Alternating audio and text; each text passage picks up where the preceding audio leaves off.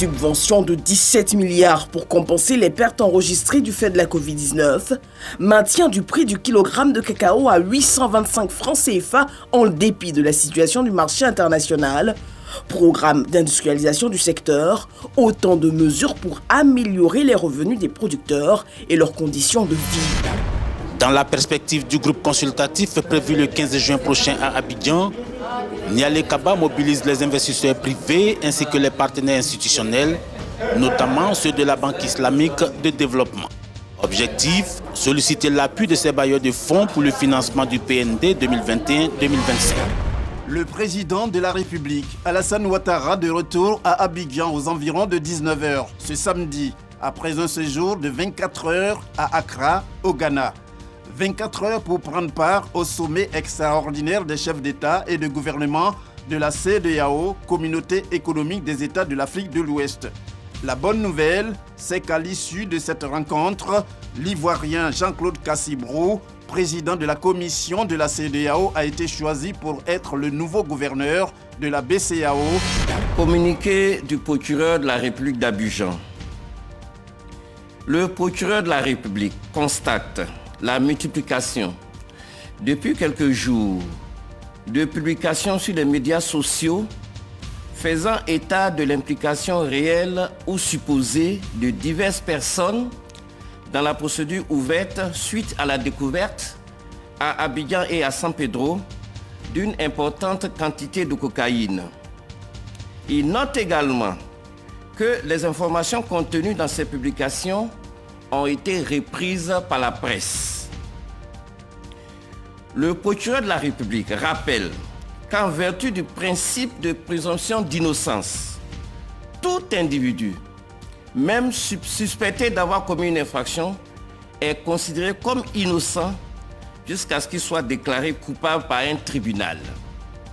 Ainsi tient-il à mettre en garde les auteurs de telles publications, qui du reste sont susceptibles de nuire gravement à l'enquête en cours, ainsi que les auteurs des articles de presse produits sur le fondement des dites publications, et à leur indiquer qu'ils s'exposent à des poursuites judiciaires. Par ailleurs, le procureur de la République invite toutes les personnes intervenant dans la procédure et qui sont astreintes au secret professionnel à le respecter strictement au risque de subir toute la rigueur de la loi. Le procureur de la République voudrait enfin indiquer que la procédure judiciaire suit son cours et se réserve le droit d'organiser une conférence de presse en temps opportun pour informer l'opinion nationale et internationale sur cette affaire. Groupe scolaire Gonzagueville, dans la commune de Port-Bouët. À l'intérieur, des candidats de la session 2022 du CEPE, certificat d'études primaires élémentaires, et à l'entrée en 6e, en salle, le stress se lit sur des visages. En retrait, des examinateurs prennent les dernières consignes. Adama Bictogo est depuis ce mardi le 11e président de l'Assemblée nationale. Il a récolté 237 voix contre 6 face au député élu à Agnibi-Lécro sous-préfecture, Jean-Michel Amankou, militant du Parti démocratique de Côte d'Ivoire, qui s'est présenté sans l'aval de sa formation politique.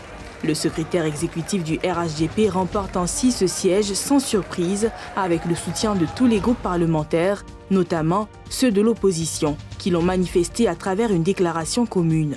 Reconnaissant de ce soutien effectif, l'ancien ministre de l'intégration africaine a salué cet élan annonçant dans la foulée les couleurs de sa présidence. Professeur Konaté Souleymane, secrétaire général du CAMES, première personnalité à être reçue par le président Alassane Ouattara au palais de la présidence. Accompagné du ministre en charge de l'enseignement supérieur, il a été présenté au chef de l'État. Deuxième personnalité reçue, le président de la FIF, Yassine Idriss Diallo, nouvellement élu, venu présenter ses civilités au chef de l'État. Enfin, arrive le tour de Adama Bictogo, dont l'élection à la présidence de l'Assemblée nationale a eu lieu seulement quelques heures avant. Il a exprimé sa reconnaissance au président Ouattara, qu'il a proposé comme candidat du parti à cette élection. 3 projets de loi, 6 projets de décret et 3 communications ont été adoptés par le Conseil des ministres réuni ce mercredi 8 juin 2022 sous la présidence du chef de l'État, le président Alassane Ouattara. Au nombre des projets de loi, on retient le projet de loi portant statut de réfugié qui vient combler un vide en ce qui concerne la législation en la matière en Côte d'Ivoire. Fini la phase de sensibilisation pour la déclaration de patrimoine. Place à la répression. Emmanuel Assis, au nom du président de la Haute Autorité pour la bonne gouvernance, l'a annoncé à la presse. Depuis 2015, seulement 78% des assujettis à la déclaration de patrimoine ont effectivement déclaré leurs biens. Les 22% restants sont invités à le faire sous peine d'amende. Le succès de ce pays repose sur l'agriculture. Les agriculteurs en sont les artisans. Combien sont-ils? Dans quel secteur agricole évoluent-ils? C'est pour répondre à ces questions que le gouvernement, pour mieux les accompagner, veut les identifier et les immatriculer. Un sujet qui a été débattu au Conseil des ministres de ce mercredi, présidé par le président Alassane Ouattara. Le port autonome d'Abidjan, ses 34 postes à quai sur 6 km, une première position ouest-africaine et un plan d'eau de 1000 hectares. Ce sont ces potentialités et bien d'autres qui viennent d'être présentées au corps diplomatique accrédité en Côte d'Ivoire au cours de cette visite guidée, impulsée par le ministère des Affaires étrangères.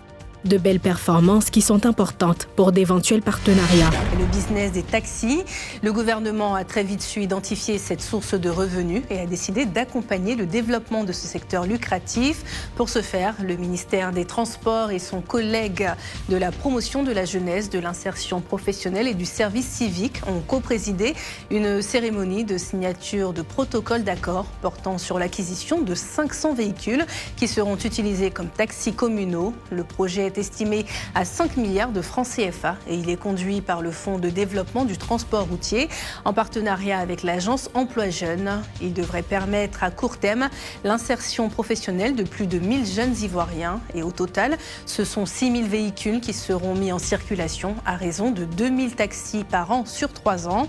Le ministre Amadou Koné a exprimé sa détermination à mener à bien ce projet. Richard Bell, ambassadeur des États-Unis d'Amérique en Côte d'Ivoire, est le premier à être reçu par le vice-président, mais il est Tiemoko Koné. Après quelques minutes d'échange en aparté, le diplomate américain a indiqué être venu prendre contact avec le numéro 2 ivoirien. La 34e édition de la Coupe d'Afrique des Nations va se dérouler du 23 juin au 24 juillet 2023 en Côte d'Ivoire. Les préparatifs vont bon train, à en croire le secrétaire général de la Confédération africaine de football, Véron Mezango-Amba, qui séjourne en terre ivoirienne.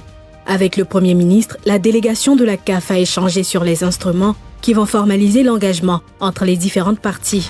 Le gouvernement ivoirien veut mobiliser 9 333 milliards de francs CFA pour le financement du PND, Plan national de développement 2021-2025.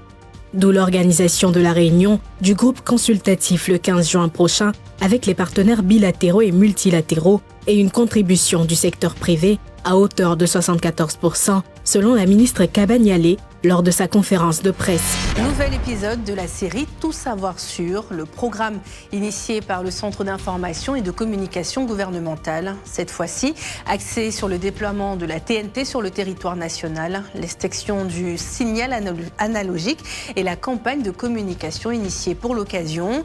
Yeo Adama Benoît, directeur général de la Société ivoirienne de télédiffusion, était face à la presse lors de ce rendez-vous hebdomadaire. Selon le rapport de novembre 2021 de NS Consulting, le taux de couverture de la TNT en termes de population est autour de 90% et celui en termes de pénétration au niveau des foyers est de 68%. À l'issue d'un huis clos, Monica Gingos, première dame de la République de Namibie, est désignée présidente de l'OPDAD, l'Organisation des Premières Dames d'Afrique pour le Développement. Elle aura pour vice-présidente Denise Tshisekedi, première dame de la République démocratique du Congo. L'élection de ce nouveau comité directeur pour un mandat de 2 ans est l'un des temps forts de cette 26e Assemblée générale de l'OPDAD. Créée en 2002, cette entité regroupant les épouses de chefs d'État africains se donne pour mission d'agir dans divers domaines pour le bien-être des populations du continent. Un engagement que remplit depuis 25 ans la première dame de Côte d'Ivoire à travers sa fondation Children of Africa. Que ce soit dans le social, la santé, l'éducation et la protection des enfants, Le bilan de Children of Africa est l'un des plus réluisants sur le continent. Le Premier ministre Patrick Kachi, accompagné du ministre de l'Équipement et de l'Entretien routier, Amédée Kofi Kwaku, est sur le terrain. Ce vendredi, il a visité plusieurs chantiers, notamment des sorties est allant de Yopougon à Abobo, à Niamey, Thomasset, et des sorties ouest de Yopougon vers Songon, Jacquesville et Dabou, ainsi que du 4e pont qui relie Adjamé à Yopougon. Le chef du gouvernement ivoirien s'est dit rassuré et satisfait de la bonne évolution des travaux. Première séance plénière de délibération de la session 2022 au Sénat. Après avoir été voté au mai en commission, le projet de loi relatif au contenu local dans les activités pétrolières et gazières qui fait la part belle aux compétences ivoiriennes, la lutte contre les stupéfiants qui mentionne une nouvelle approche avec les victimes, et enfin, la ratification d'une ordonnance relative à la gouvernance du centre sportif, culturel et des TIC ivoiro-coréen Alassane Ouattara. Après 4 heures de délibération, la plénière va à son tour voter à l'unanimité ces 3 projets de loi. CICG, le citoyen au cœur de l'action gouvernementale.